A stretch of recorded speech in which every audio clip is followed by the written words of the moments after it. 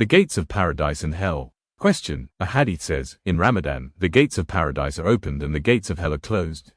What is meant by, the gates of paradise are opened and the gates of hell are closed? When one does a good deed, it is said, you opened the gate of paradise.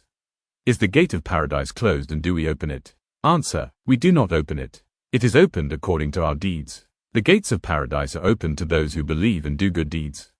As for disbelievers, the gates of hell are open to them.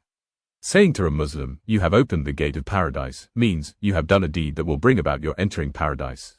You have become worthy of admission to paradise. Such kinds of hadith-i sharifs that encourage people and give them glad tidings are for Muslims with correct faith. Disbelievers cannot enter paradise whatever they do unless they convert to Islam. When are the gates of paradise opened? That is, when does a person deserve to enter paradise? What deeds lead us to paradise? Some pertinent hadith-i sharifs are as follows. The gates of hell will be closed to him who fasts for 7 days in the month of Rajab. The 8 gates of paradise will be opened to him who fasts for 8 days. Tabarani, it states that a person who fasts on these days is deserving of entering paradise. The gates of paradise will be opened to him who stands for salat. Tabarani, it states that a person who performs salat is deserving of entering paradise. The gates of paradise are opened on Fridays, Mondays, and Thursdays. Muslim, it recommends that people should perform more acts of worship on these days. The 8 gates of paradise will be opened to him who, while performing a perfect ablution by starting it with the basmala, says the word of testimony when washing each limb and, Allahumma ajalni minat tawabina wajalni minal mutatahiran, after completing the ablution. He enters it by whichever of them he wishes. Muslim, Abu Dawood, Tirmidhi, Nasai, Hakim, it states that an ablution that has been performed by observing its sunnat and mustahab actions and by saying the certain prayers prescribed can take a person to paradise. A gate in paradise will be opened to him who leaves his home to learn knowledge.